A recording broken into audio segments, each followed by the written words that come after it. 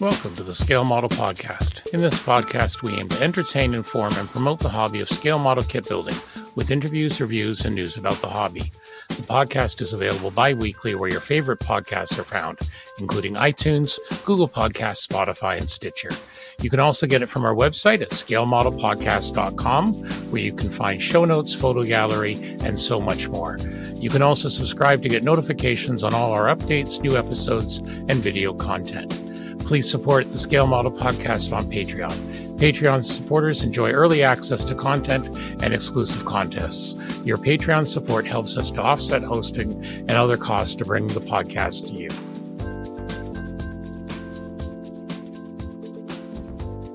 Welcome back to the interview section of the Scale Model Podcast. And this time we're really pleased to have a very special guest from IPMS USA.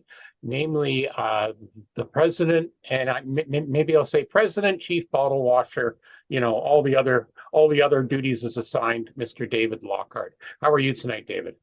Very good. I appreciate the opportunity of being here, and it's nice to actually have a face to a podcast. Well, we always say we have a face. We have faces for radio, so we won't go too far there. And I know you had a chance to talk to our Australian friends, so we're going to be talking about gnats in a little bit. Lots of Davids around in our industry too. So I'm just going to read the bio that you provided. You live in Duluth, Georgia. It's 40 miles northeast of Atlanta. Prior to his retirement, which I'm very jealous of, I was in diagnostic microbiology sales. I started building models young, around the age of 9 or 10. I modeled until college, and like many, college, marriage, career, kids, put a bit of hold on modeling. I started back when the kids got into middle school and they started ignoring dad. Probably insulting dad too, yeah. Probably both. Annoying, yeah. Since then, mutually exclusive. Yeah, since then you've been going full steam ahead. You're a bit of an eclectic modeler, aren't we all? Build ships, planes, sci-fi. My favorite models are sailing ships. You're finishing up a couple of chapter products, a Panther tank, and we'll get back to finishing my Revell 196 Constitution. You've also provided some pictures, which we're going to throw in the show notes there. And I love is that an Nantucket lightship you've got there? Yes, it is. Yes, it's nice. An old Lindbergh kit. Okay, I thought I recognized it. Yeah, so we'll have those. That's nice. Yeah, we'll have those in the show notes at scalemodelpodcast.com. So one of the reasons, because I was going to get you on in a couple of weeks anyway to talk about gnats, but as the president, you occasionally do op-ed pieces in the IPMS Journal, and yes, I do. I think it would be an understatement to say you've had an interesting couple of days. I think we can safely say that. So you basically did a op-ed which came out in the journal, and people started arriving into people's mailboxes. It was kind of an opinion piece, and it kind of blew up. I guess the best way we can say it. So I'm going to turn it over to you if you want to just briefly summarize what you said and what's happened since then, and then we're going to ask you some questions. Sure. Well, as we said earlier, what I wanted to say and how I said it did not come out the right way. And one thing I've learned about this is that, my wife is a wonderful editor, but she doesn't really understand what I'm writing. She just does the grammatical stuff. I think going forward, any column I have, I'm going to pass it by some of the guys on the board because I can have an opinion, but I represent the board and all of IPMS USA. So obviously, if I say something that's very controversial, it's going to affect everybody. Yeah, that's which I did. And you brought up a good point earlier. My main point was to have people become part of IPMS USA and to contribute to IPMSA. And like you said, if it's going out in the journal, they're already in IPMS USA. So I missed the mark on who it was going out to. And it obviously bothered a lot of people. I really apologize for that. I was a little taken aback because I don't understand the whole social media stuff. I'm an old guy. I do Facebook only to see my kids' pictures. But what I realized is that it's and the organization is growing to the point where it's very much on the internet, on social media. So it's something that I need to learn more about and have my board help me with and other people. But this is what the future of modeling is going to be. Not just going to be sitting in a chapter meeting or going to a show, but there's going to be lots of stuff on Facebook, lots of stuff on, Instagram or TikTok or whatever the platforms are. So one needs to be very cognizant that this goes out to a lot of people.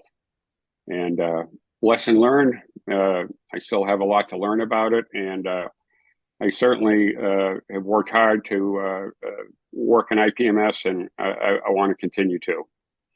Well, I think you should be complimented because you did respond quickly, which is always important. And again, you're already saying that, you're going to be running stuff by your board, and I think that never hurts.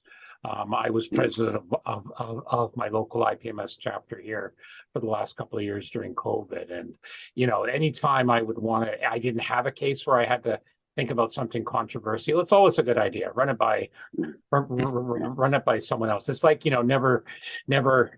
never call back someone when you're angry, sort of thing. So what I was going to wonder first from the original thing, was part of this to do with the lack of people stepping up to volunteer in both at the club level, at the show level? Because I think all organizations, and we've seen it up here in Canada and elsewhere, there does seem to be, sometimes it's always a trouble. If we look at the executive nominations for your organization, I believe even for IPMS Canada, there was basically only one person interested in each position. So do you think part of that was going back to that? I think a little bit. Obviously, it's much better to ask people to participate, if you're nice to them and say nice things rather than beating them over the head with a stick. And maybe being an old man and being a little grumpy sometimes it did not behoove me very well. Maybe it's my Massachusetts upbringing, which... if you know anybody from Massachusetts, we can be a little rough. Yeah, I know. It's okay. Direct. And never mind. Correct. Yeah. And never mind your hockey team sucks, but that's a whole other story. Whoa. Hey, I'm a Leaf fan. I'm long suffering, so So it's my poor attempt of getting people to be more participatory. But what I've realized is that it doesn't have to be, you don't have to participate by being there physically. You can be there, even being an IPMS member is a big support. So everybody who's a member, I truly appreciate their membership, and you are supporting it. But we're going into a new phase in all of this, and there's going to be a lot of virtual things, and there's going to be the podcasts, which I never had growing up as a kid, that I find extremely valuable. There's going to be YouTube videos.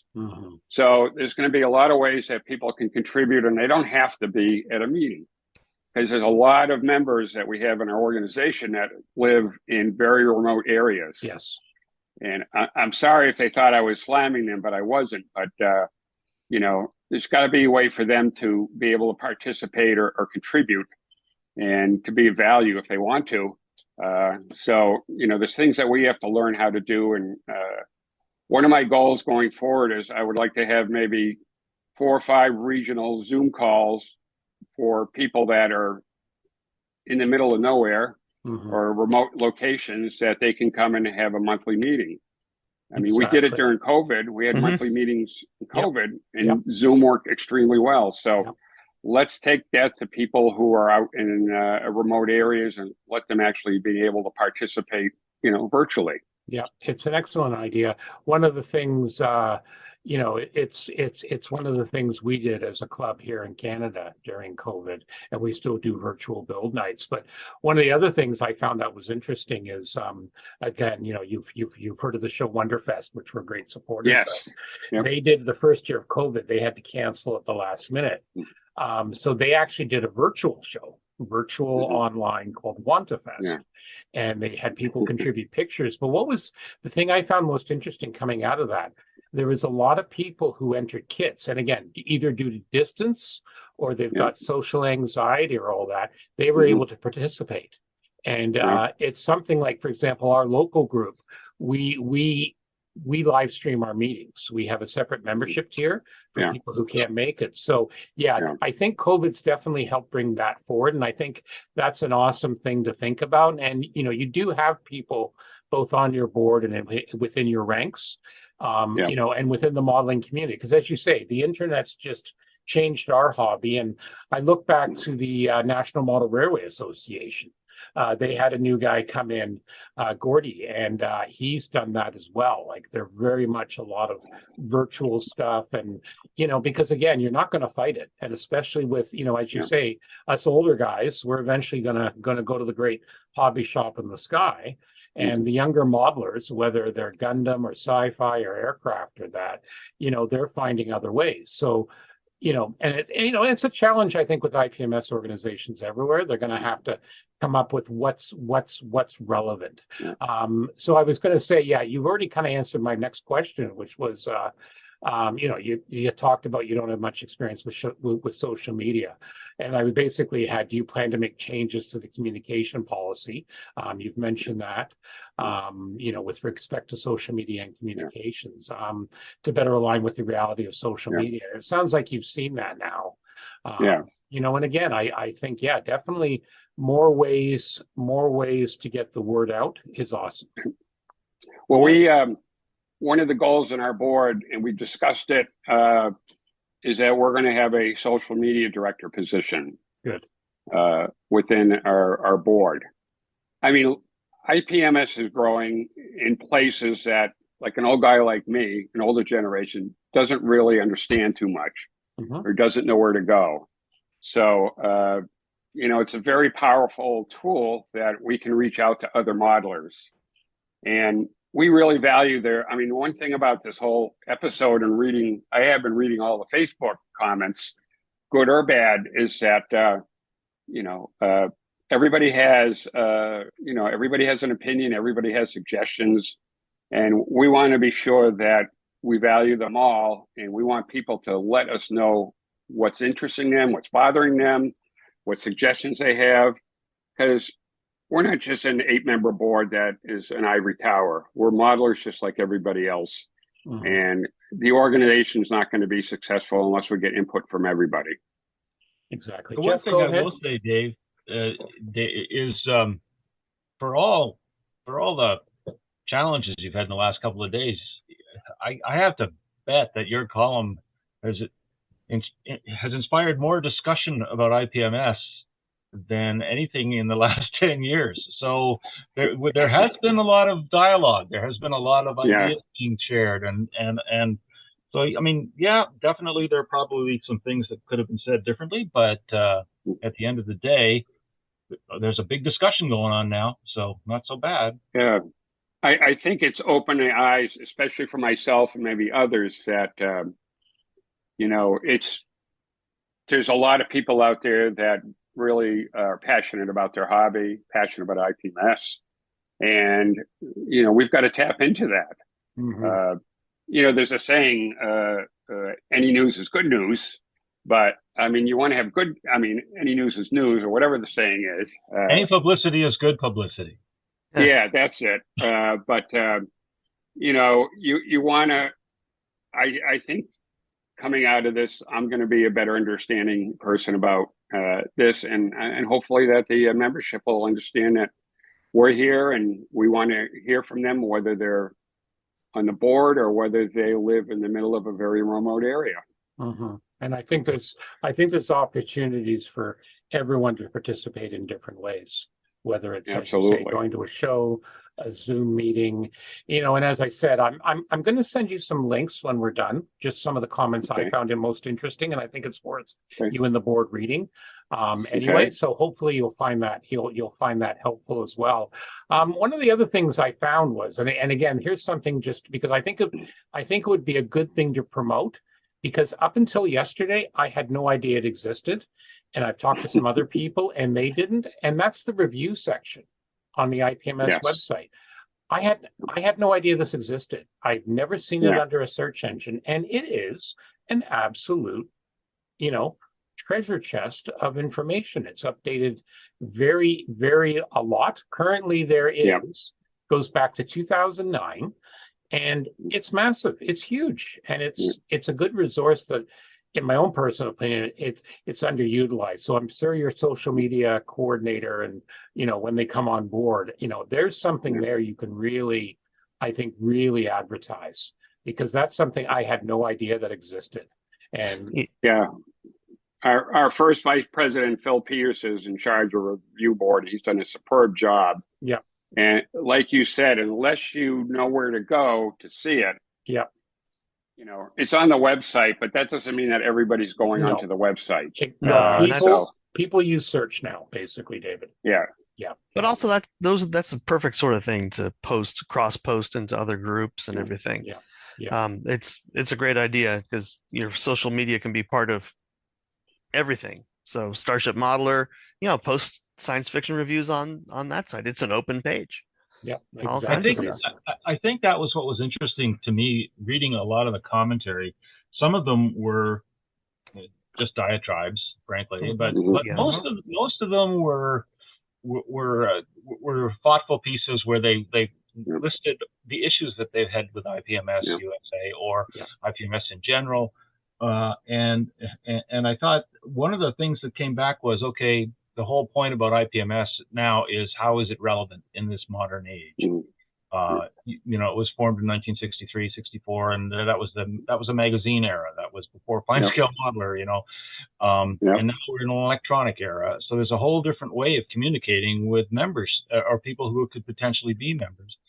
And maybe that's something that needs to be brought to the fore. Now, this issue, because I didn't know about this review thing until Stuart brought it to my attention 10 minutes ago. That's part of the issue, is if people don't know what you're doing, then they don't have a way of measuring the value of IPMS. That in itself is a useful thing. I think it's kind of like toot your own horn. We need to do that a little bit more here in Canada as well. Because I've been getting a lot of email from people when I announced we were going to have you on, and again, basically very similar to the comments you're reading on Facebook, why and why not they're members. And it's a challenge. I know some of the groups in Europe, I think IPMS Malta and Italy have really moved forwards on that. But again, we see it up here too. We're slowly trying to move forward in Canada on that, because again, one of the things when I introduced the podcast is with my other co-host who couldn't join us tonight, Anthony. He spent quite a bit of time over in Japan. And people, particularly in North America, don't realize how big the market is. Like you inevitably have some of these gatekeepers, and as I like to say, the old farts who don't understand the Gundams, but they don't realize how big. Like a Gundam run could be 100,000 kits, where Tamiya's aircraft could be 10,000. And they'll sell out of those 100. People don't realize. And that was part of the reason I started the podcast, because I wanted people to be more aware of there's more things. We've got a young lad now just started in our club, and he's building aircraft, but he also likes the Gundam and stuff like that. And, we are truly in the golden age of the hobby. But the thing is, it evolves. And, regular listeners know I chirp about this quite a bit. The hobby's evolving. It's not dying, it's evolving. And I think the organizations have to move with it too. And as you say, the internet's brought so much into it. I think that's what you're going to see. Do you think also, and I think in terms of the organization, I think it's good you're thinking from the social media aspect, but do you think it's time to actually have a deep dive and look into the whole thing? Absolutely. And I have a terrific board, and we're doing the same thing. I mean, we want to, like you said, not change, but evolve our organization. And one thing about this past few days is you realize that there's a lot of power to the membership. They have a lot of input, and they can really help us. And we really have tried to be as transparent. We want to make it more transparent. We did a new constitution and bylaws, which for many it's just a boring document. But that's really where I'm a lawyer. I'm a lawyer, damn it. He lives for that stuff. Jeff lives for I that know, stuff. I know, but that really, we've trying to give a lot of back to the membership on input on things.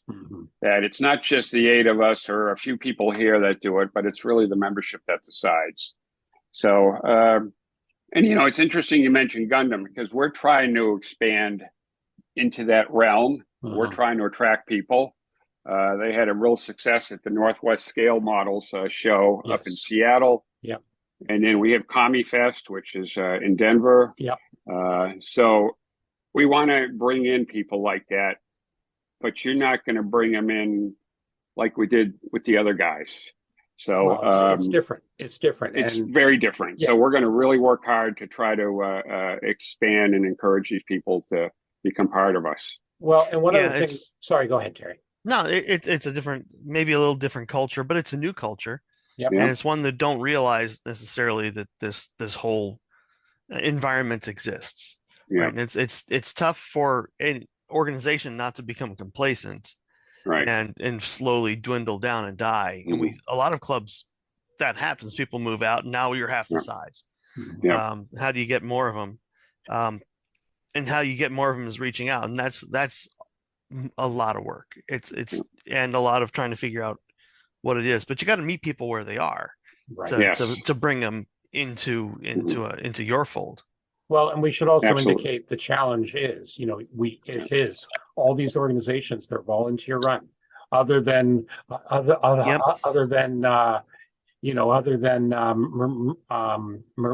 Marie at the national office, everything's a volunteer position, right? Yeah. And Marie does a fantastic job, and she has to put up a lot with the boys, but we all know who's in charge. Yeah. We get exactly. But no, it's essentially all a volunteer position. It's the same thing. We've had conversations up here in IPMS Canada. We have a running joke. One of we have several people on the executive over the years who've been local members, and there used to be rumors going around that people's IPMS Canada dues were funding trips down to nationals for the executive and stuff like that. So we have a running joke now with one of our guys who's on the executive. I said, okay, no buying a Ferrari with my fee. I just paid my fee. But we're all volunteers. We all do this for the love. And, as I've said to some people too over the years, if you don't like it, then you got to get involved. I realize not everyone can, but I think it's important that you're not just seeing, as Jeff said, you're not just seeing people complaining, but you're seeing people. Yes. Say, this is the issue I have, but this is maybe what you can try and do to make it better. Absolutely. Yeah, definitely. So, I think it's this, even though it's probably not ideally how you wanted to spend your weekend, but I think this could be an important catalyst. Because I think there's a lot more people out there, both members and non-members, who can see that, hey, there's something here. Maybe we need to look at it and review it. And as I said, you're definitely not the only groups going through this. Right. Also, and I talked to John Bonanni, who you know well. That character, John. Yeah, we don't talk to him much. He won he won the podcast competition this year. He is dead to me. He is dead to me. Yeah, no, we're kidding. John's a good guy. Now, is that the Moosaroo? That's the Moosaroo Cup. Yeah. Okay. Our armor guy builds a plane and he bloody well wins. It's a fix-in. Anyway, but he had a good point talking with him. I mean, we have 4,500 members in our organization. Yep. But there's thousands and thousands and thousands more modelers out there. Oh yeah. That aren't part of IPMS. That we want to. It doesn't necessarily mean they have to join, but we want to tap into. Yep. And we want to let them, let them know about the shows and things like that. And so there's a lot of people out there that we need to reach out to and share our hobby with, and if we can be a benefit to them. Well, and I think this is something that the podcasting community, all the podcasts, we support it. We all want to just get the word out about this amazing hobby. And it's the same thing with like people who run the various YouTube channels and stuff like that, who have tens of thousands of subscribers. Mm-hmm. All over the world. And Yeah. it's amazing when I think I can have a conversation with someone in Australia, and like Dave's been up to Canada twice over the last few years. I've been able to meet with him at one point. He's been down to Nats, him and the lads. Yep. And he's hoping to make it to with Wisconsin next year, as am I. So I think there's definitely, it doesn't have to be a regional thing now. Definitely. Absolutely. Yeah. All right. So Dave, I hear, Yes. I obviously the next big item is going to be Nats coming up. Are you going to be opening having a kissing booth or something there, something like that? No, I was going to tell Len Pilhofer to have a dunking booth there. Yep. That would raise a hell of a lot, I'm afraid, my friend. Yeah. It will be interesting, and I have no problems running through the gauntlet. I find most 99% of these guys are great guys, and it'll be interesting, and I hope they come up to me and say, well, I didn't like your column, but this is the things I want to talk to you about. And that's what I'm there for. What you might want to do there, here's a suggestion, maybe have a couple of roundtables, like just between, with you or maybe a couple of the other board members, and just over a beer. You don't have to have, 30 people, but maybe like 12 people if people are, and have some constructive criticism. That probably wouldn't be a bad idea either. Since you've got everyone up there anyway. So, even that troublemaker, John. What I took from a lot of the comments is that your opinion piece didn't create these issues. They were there before. They just surfaced them. A lot of people were having specific historical or the personal complaints about their experiences with IPMS, either chapters or the rules or the categories or old school versus new school. Just some pretty core categories of complaints that have been there forever, and your opinion piece triggered them and brought them all to the fore. So it's an opportunity. It really, as Stuart says, it's an opportunity to hey, let's talk about this, because obviously this organization, as you say, it's a member-driven organization, and if we can go in a different direction, or if there are things we can improve on, well, then we should be talking about that and working in those directions. Yeah. And again, us as podcasters, as in the past, you've had other podcasters, they do their countdown to Nats and stuff like that. We're all on board with that. We love it because it brings us listeners too. It brings you guys potential business. So I think there's a good thing to be had. So speaking of Nats, so I think we'll move on now. We'll take you off the hot seat. I'll turn off the hot seat for you, my friend. All right. Thank you very much. Okay. So yeah, we've been talking about Nats. I hear it's like a tiny little show somewhere down in Texas coming up. Maybe you should talk a little bit about that. It'll be August 2nd through 5th in San Marcos, Texas. So it ought to be a very cool and balmy environment there. First week of August in Texas. Perfect timing. What could possibly go on? It's in San Marcos, which is 30 miles south of Austin and 50 miles north of San Antonio. So, and Len Pilhofer and his group have done a superb job in getting this organized. Originally this show was supposed to be in 2020, but due to COVID, it got bumped up. But the guys are doing a great job. And so far to date, we've got about 700 registrations. Many of those are vendors who are IPMS members, but we do get a fair number of walk-ins. Registration online will end on 6:30, but you're more than welcome to walk in. We've got, I'm just reading from some notes so I get it correct. We have 58 vendors there, 270 tables. Wow. And our gold sponsor this year is Tamiya, which we're very excited about because they haven't, there's been a lot of restrictions from Japan about coming over to the US. So the last couple shows is, they haven't had too much of a presence, and that's understandable. But it's registration opens Wednesday the 2nd at 10 a.m. And everybody who registers, the only thing they're waiting for is when the vendor room is going to open. Yeah, that's pretty typical. I mean, it's like a herd of wildebeest that go into there. Yep. So that opens at 1 p.m. and then it'll be open Wednesday, Thursday, Friday. We have our banquet on Saturday evening. Our contest, which is always a big thing. We have about 1,200 models every year. Yeah. And 180 categories. And we got about 270 judges, which is quite a task. Yeah, but it's important you have those volunteers. That's always a challenge. Absolutely. Yeah, absolutely. Yeah. Good. We have 16 seminars and we have 3 workshops. One is by Brex. They do a terrific airbrush seminar. And that's going to be Wednesday, Thursday, Friday. Thursday, Friday, Saturday for 4 hours.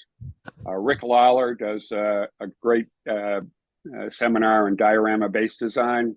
Will be 3 days, 4 hours, and then we've got one figure painting class by Bob Bethia and Henry Nunez, which is going to be about 9 hours. So, yeah, we're this is really looking forward to this. And we have 2 tours. One is to the in Fredericksburg, Texas. It's the National Museum of the Pacific War. Yeah. And the reason it's there, I mean, who would think of middle of Texas for the Pacific War? But that's the home of Admiral Nimitz. Good reason. And yep. And then there's another tour down at Lewis Air Legends in San Antonio, and they have a couple dozen vintage aircraft. And it's closed to the public now, but we're going to get special access and access to the hangars. Right. So it's a full week.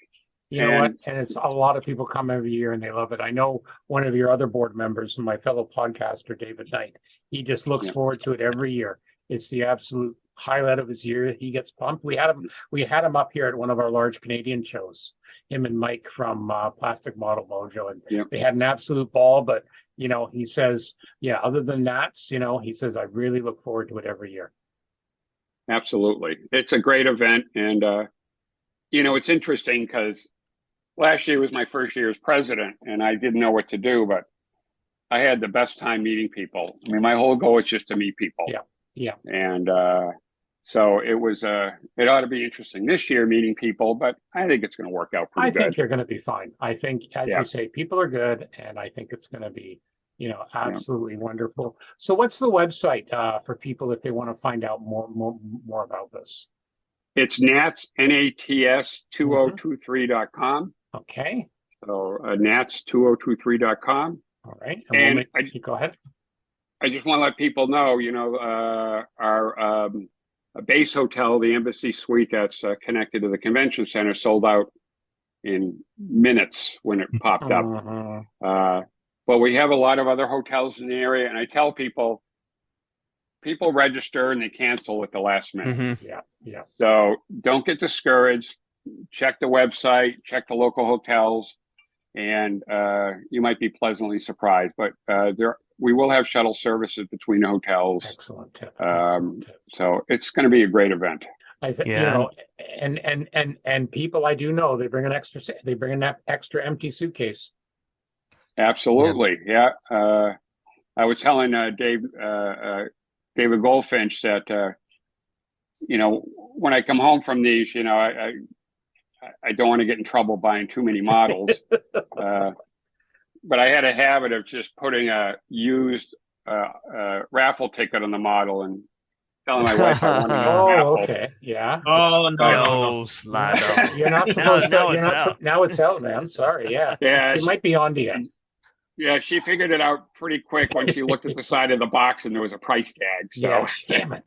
Well, see, I like to say I'm fortunate because my wife knits, so she has her own stash. So yeah, exactly. We just we say sneaking the latest purchase past the I'd also note for late people coming into hotels, call the actual hotel. Absolutely. Because if you just go to an online site, it may not show anything, but correct. They may have it.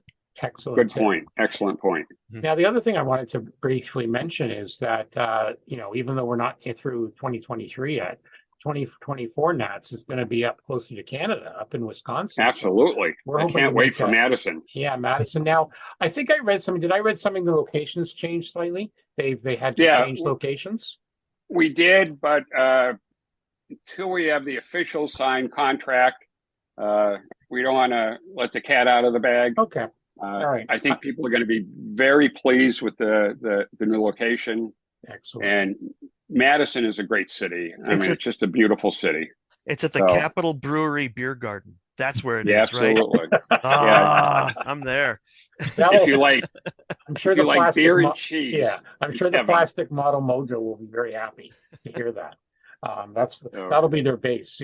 We always joke about it. Wonderfest. There's a lot of Canadians go down to that. Enjoying Terry down there, including my other podcast host and a few guys in the club. And we always have the Canadian Embassy, a suite of rooms and that. And we've made Terry an honorary Canadian for that. Too many cigars though. I can't stand. Yeah, I know. That's the only thing. Yeah, they like the cigars, so we throw them outside. But no, so yeah, that's going to be exciting as well. So. All right. Is there anything else you want to add, David, before we let you go? No, I appreciate the time, opportunity. It was a pleasure meeting you folks. And if you're not going to make Texas, I look forward to seeing you in Wisconsin. We're certainly hoping to make Wisconsin. At least I am, and I know those troublemakers from Australia are going to be back there again. Yeah, so yeah, that's in my backyard. So. Yeah, that's in your backyard. So Terry's going to be hosting us, I'm sure. Yeah, Nationals are. Man, I don't mind missing them because they're an expensive show for me. Yeah, well, it's a show for everyone, right? Exactly. I know there has to be spousal negotiations in my case. Yes. There's certain big yarn shows and like down in New York State and that she wants to go to now that COVID's over. So, it's not just saving for NAS, it's saving for the other shows too, as we all know, those of us who are married understand. Yes. Okay, so yeah, definitely. So as I said, we're going to have this out as part of our regular rotation on the weekend, but we're also going to air it over the next couple of days. We will have links to some of the stuff we've mentioned here in our show notes for people at scalemodelpodcast.com. And don't forget to also there, we're going to have, it's IPMSUSA.org is the website. And anytime you want to come back on or member the board or your new social media coordinator, please feel free to reach out. We're always happy to have IPMS, members of IPMS organizations around the world on the podcast. Excellent. Very good. All right. And so we will end that there. Thank you very much for joining us. All right. Thank you, guys. All right, gentlemen. I think that was an absolutely great interview. He was honest, forthcoming. And it sounds like there's going to be some change afoot. Jeff, what do you think? I think I think you have to look at these events and try to figure out what's the good thing that came out of it. And to me, the good thing that came out of it is an awful lot of discussion and some very thoughtful responses on the Facebook groups from IPMS USA members and non-members who came up with a lot of comments that I think the IPMS executive will take into consideration based on what Dave was saying. It sounds like they're already doing that. He's I think he would admit that he had some unfortunate choices in language and was not able to get across what he was trying to get across, which was essentially a plea to try to join IPMS USA. And I think lessons learned, move on, and good for him for going to Nats and standing in the dunking booth. Good for him. Well, and I basically said he's got a good board willing to work with him. So I think it's good. Terry, how about you? Yeah, these aren't things that are new. We've been talking about this. Everyone's been talking about this. Like I say, if an organization isn't growing, if it isn't adapting, it's going to die. If you just let yourself become complacent, you're not going anywhere. And I don't think that the hobby is losing members. I think organizations may be losing members. But we see shows with record numbers of entries and entrants. So people are coming out. It's just getting them involved. And that's the same of any organization, professional organization, social organization. You got to keep people engaged. Or if it's we do adoption stuff with the dogs, and it's like, and the events are like they're always the same. They're always just the meetups and trying to doing silent auction or something to get some money out of it, but there's nothing new. There's nothing new. Yeah. I don't think the contest needs something new, but I think you have to adapt to the online organization and somehow bring make that invitation clear and bring people in and show them why they should be a part of an organization. Very, very Yeah, I true. think that's absolutely true. I think that's absolutely true. One of the things, when I read his piece, it started out as being, oh, okay, well, I get asked this all the time. Why should I join IPMS USA? And we get asked that from time to time, IPMS Canada, and there are a number of answers to it. But when it comes right down to it, if you're just talking about what do you want to spend your money on, there are going to be guys who say, well, frankly, I don't need to spend my money on a membership in that organization. I don't need to get a magazine. I can see it all online, and that's where I get my stuff. And frankly, I think there's a huge sort of section of the modeling community that is not related to IPMS in any jurisdiction. That's true. And there are great modelers, there are average modelers, there are introductory modelers. And for years, I was not a member of IPMS Canada. It took me a long time before I finally got up the guts to join. And that, to me, it was guts, because I was never much of a club guy. I always modeled kind of on my own, and I get that. I get that whole community. But I must say that having joined IPMS Canada since then, my skills have improved. I've made a lot of friends, and I've really, really enjoyed this hobby a lot more, with a lot less stress in a way, because I've been able to sort of get help and talk to people who can show me where I've done well and what I can do better. Well, and you also had aftermarket companies now following your lead. You scratch build something, next thing you know, Belcher comes out with a aftermarket set. Yeah, exactly. Actually, his coming out with it spurred me on to finish my project. That's more than anything else. One of my stories, I forgot to mention, is one of my stories got published in IPMS Canada's online thing. So yeah, he's a writer now too. You know what? I agree with both of your points, and and people, regular listeners of the show, hear us chirp about this all the time. The hobby is not dying; it is evolving, and organizations have to evolve too. And it's very difficult because people have to remember these are all volunteer organizations. Nobody's getting paid. The only person gets paid, IPMS USA. They're such a large organization. They do have an office manager / secretary who they do pay. But that's it. The president doesn't get paid. None of the board members, none of the people who run the shows, stuff like that, no one gets paid. And that's the same in IPMS Canada, IPMS UK. And a lot of the times, and as to what Jeff said, I was really pleased to see people were making complaints, but they were also giving suggestions on how it could be improved. Quite often, you always get some people who just want to complain, and they don't offer new things, or they don't want to step up. And it's, what, I get it. It's a challenge. Even at our own club, every year we do elections. It always seems to be a little bit of a challenge. But people, a little bit, yeah, exactly. But you know what? It's the same in organizations everywhere. So if you want to help drive that change, you have to take part, or at least, try and contribute in some way. And that's part of the secret. So I was really pleased. It was a really good, positive interview, and hopefully, it does drive some change. There were some interesting things we discovered, and I think it'll be interesting to watch further ahead. So definitely well worth the time. And again, kudos to Dave for agreeing to come on after that. He didn't have to. Yeah. I reached out to him after the article was posted, because I think it was a fair thing to do. We need to get the word out. And again, the organizations, it may not be, as you said, it may not be for everyone, but I think there's still a lot of use in them. Oh, don't get me wrong. I mean, I strongly support IPMS, not necessarily for what it is, but for what it could be. I think there's a great future for a larger community of modelers to work together, and it doesn't all have to be just sort of through YouTube or TikTok or TikTok or whatever the hell it is. Okay, old man. Yeah, Dave says he's an old man. I think I beat him. But it's the color of my hair that surprises me. Yeah, exactly. You're actually undead, aren't you? You're a vampire. I'm a vampire. Yes. There's a picture hidden in my attic somewhere. Oh, right. Yeah, that one. Yeah, exactly. So yeah, no, all good.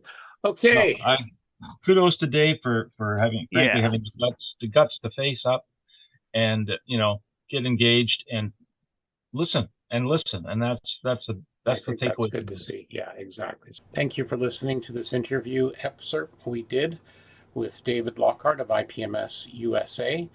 To hear the complete episode, it will be available in a few days at scalemodelpodcast.com, which features news, views, other interviews, and other exciting things. Make sure you check it out. Thank you and be well.